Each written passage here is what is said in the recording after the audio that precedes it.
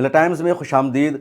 Supreme court of India में आज वक्फ कानून पर सुनवाई के दौरान क्या कुछ हुआ, किस तरह की बहस हुई और चीफ जस्टिस ने क्या सवाल किया सॉलिसिटर जनरल तुषार मेहता से, और क्यों इतना जल्दी चीफ जस्टिस ऑफ इंडिया ने फैसला सुना दिया। लगातार सरकार की तरफ से रिक्वेस्ट की जा रही थी, अपील की जा रही थी कि 1 हफ्ते का उनको वक्त दिया जाए, उनको मोहलत दी जाए और किसी भी सेक्शन पर कोई पाबंदी ना लगाई जाए, ना रोक लगाई जाए। लेकिन चीफ जस्टिस नहीं माने और उन्होंने 2 सेक्शन पर सीधे सीधे पाबंदी लगा दी, जिसमें पहला सेक्शन यह है कि वक्फ बाय यूज़र यानी जो वक्फ की प्रॉपर्टी है 1995 और 2013 एक्ट के तहत जो भी वक्फ की प्रॉपर्टी रजिस्टर्ड है वक्फ बोर्ड में, उसको वक्फ ही माना जाएगा। उसके स्टेटस के साथ छेड़छाड़ नहीं किया जाएगा। कलेक्टर के पावर को भी एक तरह से इसके ज़रिए सीज कर दिया है सुप्रीम कोर्ट ने।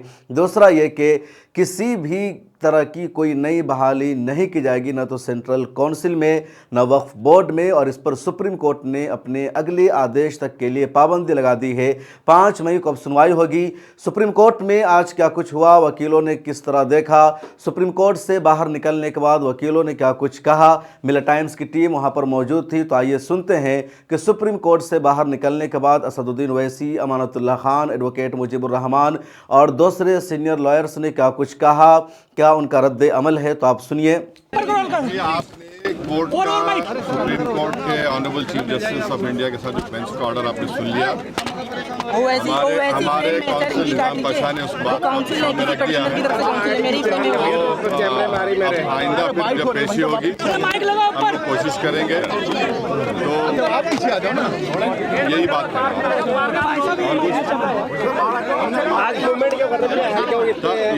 नहीं, अभी जो सुप्रीम कोर्ट ने तो कह दिया है कि वक्फ बाय यूज़र पे सुप्रीम कोर्ट ने 12 में स्टे लगाया है और यूजर के डिलीशन पे स्टे, वक्फ बाय यूज़र के डिलीशन पर स्टे लगाया है और साथ ही साथ कोई सेंट्रल वक्फ काउंसिल के बनाने पर स्टे लगाया गया है, स्टेट वक्फ बोर्ड के बनाने पर स्टे लगाया गया है।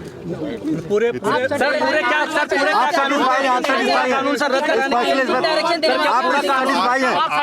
आप सेटिस्फाई है सुप्रीम कोर्ट आज का जो फैसला उससे आप सेटिस्फाई हैं सर? कितना आश्वस्त? देखिए, मैं joint working committee of parliament का मेंबर था।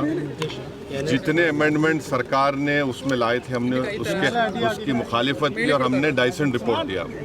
पार्लियामेंट में भी मैंने उस पूरे बिल की मुखालिफत की है। तो ये कहना कि मैं दूसरे बिल के प्रोविजंस को मान लूंगा, ये सवाल पैदा नहीं होता। हम पूरे उस बिल को उस एक्ट को अनकॉन्स्टिट्यूशनल मानते हैं और ये आर्टिकल 25, आर्टिकल 26, 14 और 15 और 29 का ग्रेव वायलेशन है। ये हम पहले से ही बोल दिया है और आज फिर आपके सामने रिपीट कर रहा हूं। सर क्या पूरे फौरी राहत मान रहे हैं वैसे साहब? फौरी राहत मान रहे हैं इसको आप? No. See, let us be very careful. The Honorable Supreme Court, as rightly pointed out by my counsel, Mr. Nizam Pasha, the Supreme Court has said that the Central Waqf Council and the State Waqf Board will not be constituted.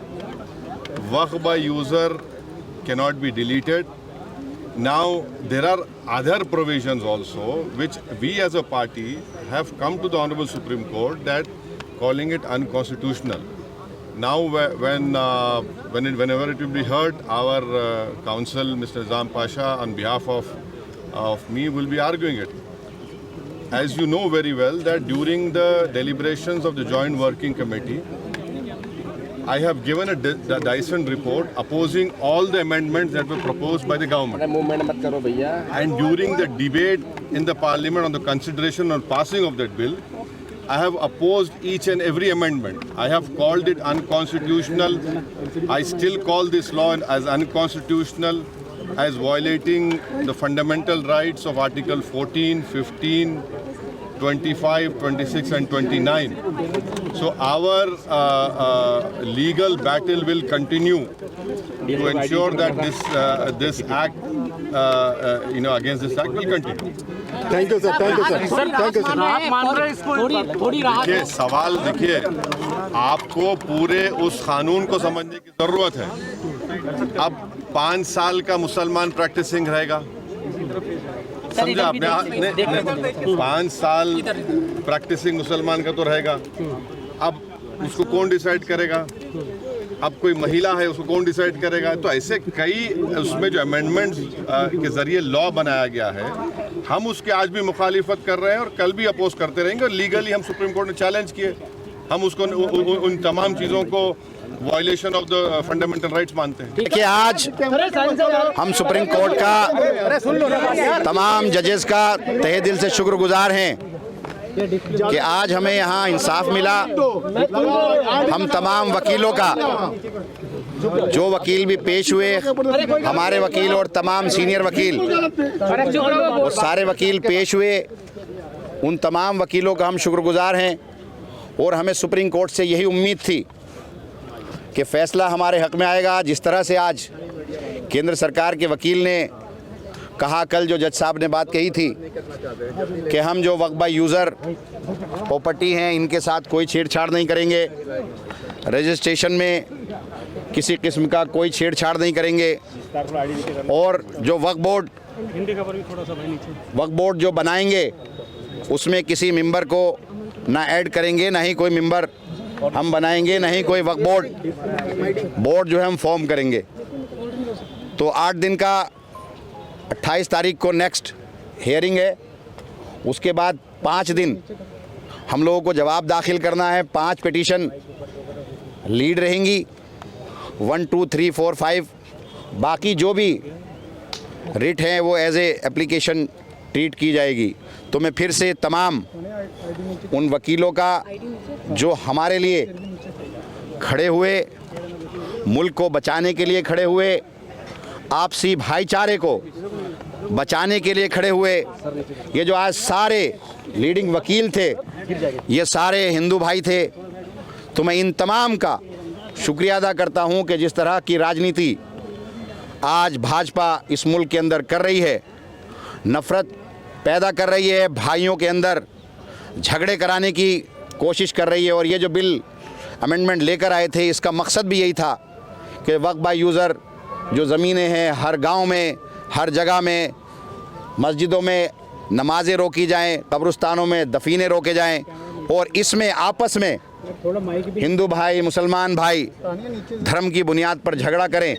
तो आज मैं तहे दिल से शुक्रगुजार हूं supreme court का और उन तमाम वकीलों का, और उन लोगों का जिन लोगों ने हमारा साथ दिया, दुआएं की हमारे लिए। अगर इसमें हियरिंग 28 को यहाँ पर 28 अप्रैल को जवाब देना है, नोटिस किया है केंद्र को, और 5 मई को पहली हियरिंग है। जो इस केस की हियरिंग है वो 5 मई को है। 5 जो रिट हैं वो जो है लीड करेंगी। तो मैं आप तमाम मीडिया के भाइयों का भी शुक्रगुजार करना चाहूँगा कि आप सब ने इसमें जिस तरह से हम तमाम लोगों का साथ दिया, वो तारीफ के काबिल है। सर, सुप्रीम कोर्ट ने सॉलिसिटर जनरल के जो बयान रिकॉर्ड करे हैं उनके क्या कहेंगे? देखिए, उस पे उनको मालूम था कि इसमें स्टे होने जा रहा है, तो उन्होंने खुद ही कहा कि हम इसमें कुछ करेंगे, तो एज ए स्टे ही ट्रीट होगा। बिल्कुल पूरी तरह से हम मुतमईन हैं। और बाकी चीज़ें जो हैं, जिस तरह से डीएम की पावर है, उस पर भी आने वाले वक्त में कि सारी पावर डीएम को दे दी है, और कोई दूसरे मज़हब का आदमी या 5 साल जो प्रैक्टिसिंग नहीं है वो डोनेट नहीं कर सकता। तो आने वाले वक्त में इंशाअल्लाह उन पर भी फ़ैसला होगा। और मुझे पूरी यकीन है कि वक्फ़ की तमाम ज़मीनें, वक्फ़ की तमाम मसाजिद, तमाम दरगाहें, तमाम कब्रिस्तान ऐसे ही महफूज रहेंगे जैसे पहले थे। बिल्कुल पूरी तरह से राहत है, और ये हिस्टोरिकल फ़ैसला है। जैसी उम्मीद इस पूरे मुल्क की आवाम को थी, वैसा ही ये फैसला है। सर, सॉलिसिटर जनरल ने कहा है कि थोड़ा सा क्लियर ये कोई अपॉइंटमेंट नहीं होगी, रोक लगाई है। एक तो नई नियुक्तियां नहीं होंगी, डिनोटिफाई नहीं किया जाएगा, कि वो पुराने मामलों में डिनोटिफाई नहीं किया जाएगा, या नए मामले? देखिए, किसी भी मामले में एज इट इज रहेगा। किसी भी मामले में जो भी वक्फ बाय यूजर है, वकील ने कहा कि नहीं, नए मामले में नहीं, सब में वो क्लियर किया है। मतलब किसी तरह का कोई भी डिनोटिफिकेशन, बिल्कुल किसी तरह का कोई भी छेड़छाड़ नहीं होगी, जैसे चल रहा था। हाँ, एक वो उन्होंने खुद आप रिकॉर्ड पर अपना जवाब वो देकर गए हैं, ऐसे स्टे ही है, स्टे की तरह ही है। जो उन्होंने 2 तरह का अंतरिम आदेश अगले तारीख यानी कि 5 मई तक के लिए दिया है। उनका जो पहला जो है अंतरिम आदेश कि वक्फ काउंसिल या वक्फ बोर्ड में कोई भी अपॉइंटमेंट, बल्कि उन्होंने स्टे नहीं किया है। जो भारत सरकार के सॉलिसिटर जनरल है उन्होंने अपना स्टेटमेंट दिया है कि अगली तारीख तक न तो काउंसिल में न वक्फ बोर्ड में कोई अपॉइंटमेंट जो संशोधित कानून है उसके अनुसार किया जाएगा। दूसरा बात जो माननीय अदालत ने कहा कि जो वक्फ व यूजर है जो रजिस्टर्ड हैं और गैजेटेड हैं उसको गवर्नमेंट डी नोटिफाई नहीं करेगी टिल द नेक्स्ट डेट। तो बड़ी इंपॉर्टेंट बात है कि जो रजिस्टर्ड एंड गैजेटेड हैं वही सिर्फ डी नोटिफाई नहीं होंगे, उसके अलावा संशोधन के हिसाब से सरकार कार्रवाई करने को स्वतंत्र है और जो संशोधित कानून है उस पर किसी भी तरह का अंतरिम आदेश नहीं है और अगली तारीख तक भारत सरकार को अपना जवाब और उनको जो भी डॉक्यूमेंट्स देने हैं वो देने होंगे और उसके बाद उनको रिज्वाइंडर का जो पिटिशनर्स है उनको मौका दिया गया है। साथ ही साथ जो स्टेट गवर्नमेंट्स हैं वो भी अपना रिस्पॉन्स देंगे और ये कहा गया है कि अगली तारीख पर सुनवाई इस पूरे मामले की जारी होगी। तो माननीय सर्वोच्च न्यायालय को जो रेस्पोंडेंट्स यानी कि भारत सरकार ने कहा कि हम डे टू डे सुनवाई के लिए तैयार हैं। आप पूरे मामले को, चूँकि ये पार्लियामेंट का कानून है, पार्लियामेंट के कानून को आप इस तरह से स्टे नहीं कर सकते हैं और माननीय सर्वोच्च न्यायालय ने सॉलिसिटर जनरल ऑफ इंडिया के बात को माना है और उन्होंने संशोधन को स्टे नहीं किया है। सिर्फ उन्होंने उनके 2 पॉइंट पे सॉलिसिटर जनरल के बात को रिकॉर्ड पे लेकर के और अगली तारीख 5 मई मुकर्रर कर दिया है और 5 मई से इस मामले की सुनवाई शुरू हो जाएगी। सर, यथास्थिति की बात कहेगी, यथास्थिति को कैसे लिया जाएगा? नहीं, यथास्थिति मैंने आपको बताया कि 2 मुद्दों पर कि जो काउंसिल में और बोर्ड में अपॉइंटमेंट का जो मामला है वो अगली तारीख तक जो स्टेटमेंट सॉलिसिटर जनरल ने दिया है कि कोई अपॉइंटमेंट नहीं होगा और दूसरा जो है वक्फ व यूजर, तो माननीय सर्वोच्च न्यायालय ने अपने आदेश में लिखा है कि जो रजिस्टर्ड हैं और गैजेटेड हैं उसको गवर्नमेंट डी नोटिफाई नहीं करेगी अगले आदेश तक। सर आपको क्लियर है सर, वक्फ बाई यूजर को डी नोटिफाई नहीं करेगी ना? मतलब नहीं, वक्फ बाई नहीं, सिर्फ वही जो रजिस्टर्ड एंड गैजेटेड हैं। सर ये कोर्ट ने बोला है। हाँ बिल्कुल, ये ऑर्डर शीट में है। जो रजिस्टर्ड नहीं है, जो गैजेटेड नहीं है, उसको सरकार संशोधन कानून के हिसाब से डी नोटिफाई कर सकती है। सर आप किसके लिए अपीयर हुए थे? मैं हिंदू सेना और हिंदू महासभा, 2 हमारे एप्लीकेंट्स थे, उनकी तरफ से मैं संशोधन के समर्थन में हाजिर हुआ। ठीक है, नाम बता दीजिए सर। वरुण कुमार सिन्हा, विष्णु गुप्ता के लिए और एक पवन अग्रवाल है उनके लिए, सतीश अग्रवाल। नहीं, आज की सुनवाई पूरी हो गई, अगली तारीख 5 मई की मुकर्रर हुई है। शाहिद अली साहब मेरे साथ मौजूद हैं। मैं जानना चाहूँगा सर, कल भी सुनवाई थी, आज भी सुनवाई हुई है, क्या पूरा मामला आज अंदर हुआ है और क्या जो है वो एक आशा थी वो कहाँ तक पूरी हो चुकी है? सबसे पहले तो मैं ये बता दूं कि हिस्टोरिकल है जी। इतिहास में कभी नहीं हुआ कि कोई सेंट्रल का पास किया हुआ लेजिस्लेशन किसी भी कोर्ट ने स्टे किया हो। आज ये पूरी तरह से जो ये फैसला हुआ है उसमें सेंट्रल लेजिस्लेशन को स्टे किया है और जो सेंट्रल गवर्नमेंट के काउंसिल हैं तुषार मेहता साहब, चूँकि कल की जो हियरिंग हुई ऑनरेबल सुप्रीम कोर्ट ने कल साफ कर दिया था कि हम इन मामलों में स्टे देने जा रहे हैं, तो आज उन्होंने खुद कहा कि मैं यहाँ पर ये स्टेटमेंट दे रहा हूँ कि कोई अपॉइंटमेंट नहीं होगा किसी भी बोर्ड में, ये काउंसिल में, और जो वक्फ है किसी भी तरह के वक्त में कोई छेड़छाड़ नहीं होगी, चाहे वो बाई यूज़र है, रजिस्टर्ड है, अनरजिस्टर्ड है, डिक्लेयर्ड है, वो एज इट इज़ रहेगा। तो एक बहुत बड़ी विक्ट्री है। जिस चीज़ को छीनना चाहते थे अल्हम्दुलिल्लाह वो आज सेफ हो गई। अच्छा, ये स्टे जो है 5 तारीख तक के लिए या आगे तक के लिए रहेगा? ये स्टे अभी जो आज है वो प्रिलिमिनरी हियरिंग पर हुआ है। प्रिलिमिनरी हियरिंग का मतलब ये है कि कोर्ट को प्राइम फेसाई लगा, प्राइम फेसाई कि भाई इन पे तो स्टे होना ही चाहिए फ़ौरन, तो उन पे फ़ौरन स्टे कर दिया। जबकि जितने भी अमेंडमेंट हैं सारे के सारे खारिज होंगे इंशाल्लाह। जब इसकी पूरी तरह से समाअत हो जाएगी, हियरिंग हो जाएगी, तो सारे स्टे खारिज होंगे इंशाल्लाह। जो सुप्रीम कोर्ट ने स्टे दिया इसको कैसे देखते हैं सर? जी, ये तो हम एक संविधान की जीत की तरह देखते हैं। सिर्फ हमारी जीत नहीं बल्कि देश के संविधान की जीत हुई है। देश का संविधान जो है के खिलाफ ये कानून बनाया गया था और जो आज हुआ है कोर्ट के अंदर, जिस तरीके से यूनियन ऑफ इंडिया ने अपनी बात को, अपने स्टैंड को जो कानून में लिखा उसी को आज आके कहा कि हम ऐसा नहीं करेंगे जो हमने कानून बनाया, तो ये एक देश के लोगों की जीत, संविधान की जीत है। क्योंकि संविधान है तो लोग हैं, देश है, संविधान नहीं है तो कुछ भी नहीं है। अच्छा, पुराना कानून जो था और नया कानून जो था उसमें क्या फ़र्क देखते हैं आप? देखिए, यही फ़र्क देखते हैं। सबसे पहले तो डेमोक्रेसी ख़त्म कर दी गई। पहले अपॉइंटमेंट होता था, अभी पहले जो है डेमोक्रेसी इलेक्शन होता था मेंबर्स का, चेयरमैन का मेंबर इलेक्शन होता था। अभी क्या है कि नॉमिनेशन हो रहा है हर चीज़ के ऊपर, चेयरमैन का भी नॉमिनेशन होगा, मेंबर्स का भी नॉमिनेशन होगा। तो एक तो डेमोक्रेसी ख़त्म कर दी गई, दूसरा इंक्लूजन ऑफ नॉन मुस्लिम को उसके अंदर जोड़ा जा रहा है बोर्ड के अंदर, तीसरा जो है कलेक्टर को इमेंस पावर दे दी गई, कलेक्टर जब चाहे किसी प्रॉपर्टी को डिस्प्यूटेड क्रिएट कर दे। जी, केंद्र सरकार को 7 दिन का टाइम दिया गया, उसे कैसे देखते हैं? हाँ बिल्कुल, इससे हमें ये देखते हैं कि कोर्ट शायद जो है 27 मई से पहले फैसला सुना दे। डिनोटिफिकेशन के लिए डायरेक्शन दी गई है। यूनियन ऑफ इंडिया ने खुद एक्सेप्ट किया है कोर्ट में कि हम कोई भी प्रॉपर्टी डिनोटिफाई नहीं करेंगे, चाहे वो वक्फ बाय यूज़र है या वक्फ बाय रजिस्ट्रेशन है। तो कोर्ट को ज़रूरत ही नहीं रहेगी डायरेक्शन देने की, उसने रिकॉर्ड कर लिया स्टेटमेंट। तो इस फैसले को जीत कहा जा सकता है? बिल्कुल जीत है ये फैसला, और कोर्ट ने जो है एक बहुत ही न्यायपूर्ण जो है फैसला दिया है कि हिंदुस्तान के संविधान के लिए एक ऐतिहासिक दिन है। अमन भाई, आज जो सुप्रीम कोर्ट का ये आदेश आया, इसको कैसे देखते हैं? आज आदेश आया, हम इससे पूरी तरह से मुतमईन हैं। जो हम चाहते थे वो आज हमें मिला, और मैं तहे दिल से शुक्रगुजार हूँ सुप्रीम कोर्ट का, तहे दिल से तमाम उन लोगों का जो हमारे लिए वकील खड़े हुए, ख़ासकर हमारे और तमाम सीनियर वकील यहाँ खड़े हुए। उन्होंने इस मुल्क को बचाने का काम किया, आपसी भाईचारे को बचाने का काम किया। तो आज हम पूरी तरह से मुतमईन हैं, और इसमें 5 जो एप्लीकेशंस हैं वो एज ए लीड ट्रीट की जाएंगी। 28 तारीख तक जो है सरकार को जवाब देना है, उसके बाद 5 दिन हमको मिलेंगे, और पहली जो हियरिंग है वो 5 मई को होगी।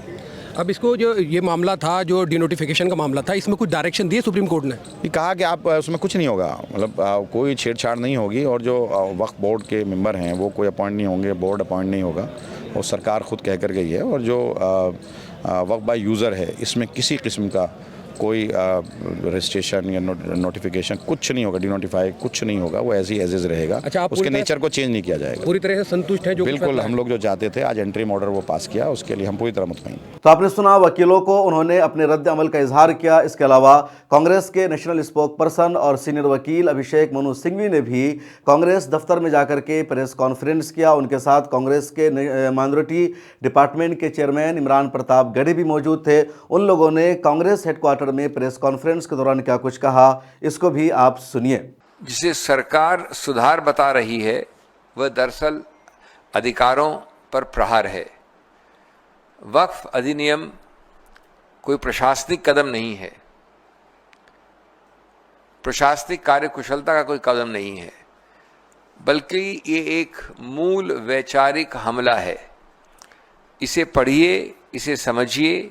ये कानून सुधार की भाषा में पूरी तरह से 100% नियंत्रण की नीति लाने का प्रयत्न करता है, लिखता है।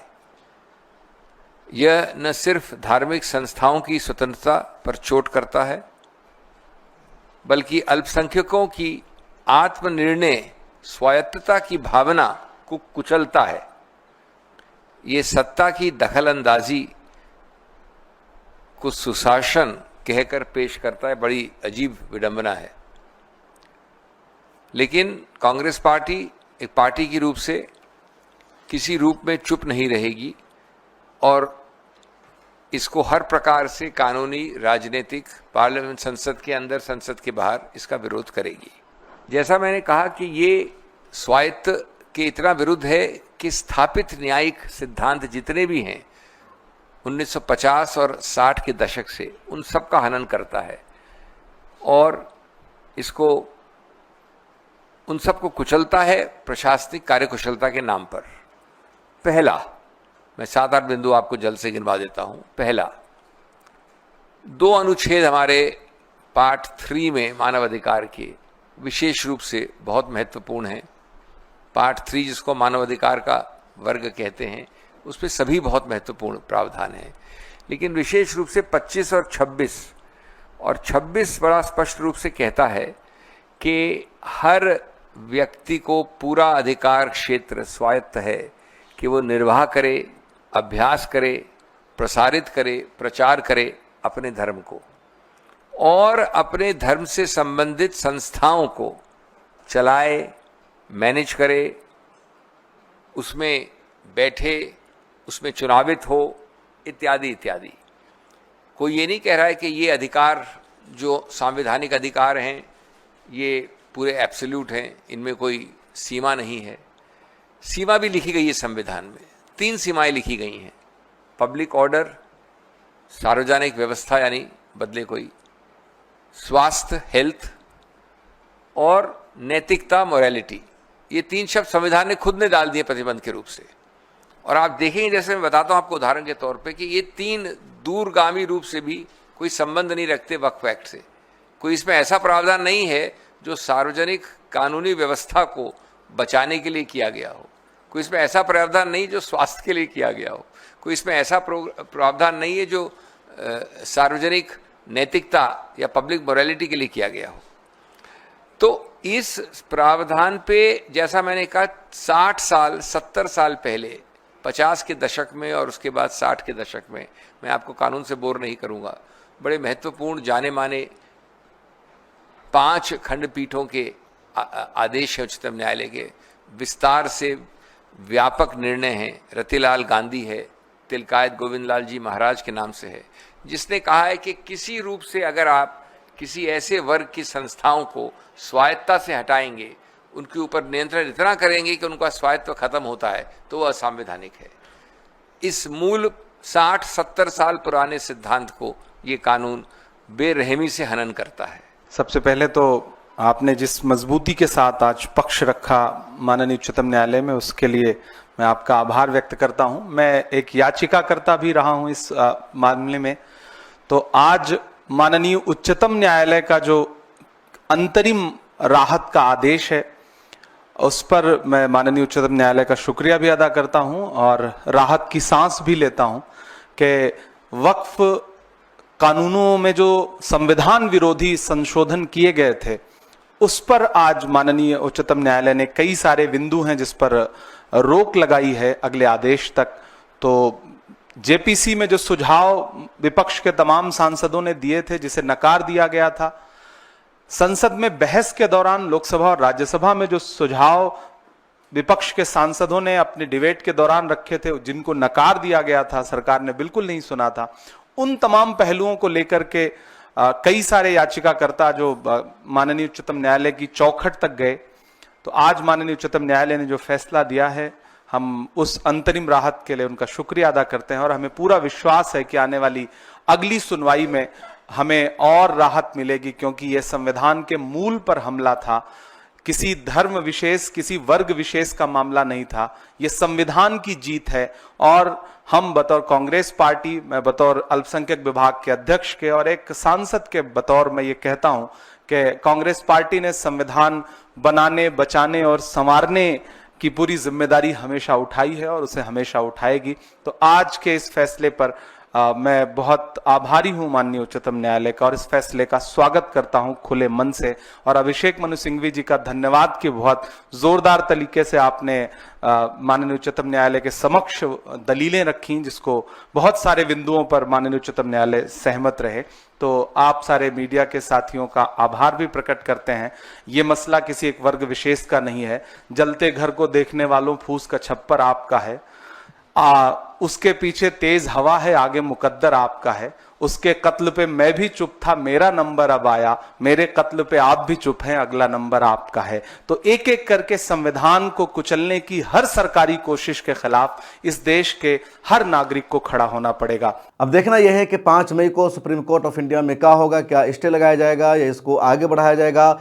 सुप्रीम कोर्ट ऑफ इंडिया ने यह भी कह दिया है कि जितनी अर्जियां हैं उन सबको 5 अर्जियों में शामिल किया जाए, यानी 5 पिटीशन पर ही सुप्रीम कोर्ट की सुनवाई होगी। बकिया पिटिशनर से कहा गया है कि वो किसी न किसी के साथ मिल जाए। अब देखना यह है कि जो पिटिशनर है वो कैसे आपस में तय करेंगे कि किसकी पिटीशन होगी, किसकी पिटीशन नहीं होगी, क्योंकि सुप्रीम कोर्ट ने तय नहीं किया है, एक सजेशन दिया है, सुझाव दिया है और ये फैसला भी पिटिशनर को खुद आपस में करना होगा। मिल्लत टाइम्स को जारी रखने और मजबूत बनाने के लिए हमारी आर्थिक सहायता कीजिए।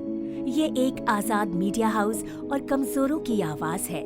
आप हमें देखें, सुने, पढ़ें और हर महीने ज्यादा नहीं, सिर्फ 100 रुपए से मदद करें। डिटेल्स डिस्क्रिप्शन में मौजूद हैं।